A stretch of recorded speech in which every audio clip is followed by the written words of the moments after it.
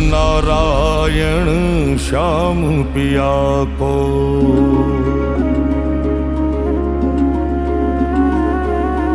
સૌપ્રથમ તો અમે કોઈ પંક્તિ ભેદ રાખ્યો નથી. નાનામાં નાનો માણસ જે જનરલ રૂમમાં જમે એ જ વીઆઈપીમાં કે યજમાન રસોડામાં જમી શકે. કોઈ વસ્તુમાં ફેરફાર નહીં. અહીંયા જમે ત્યાં જમે.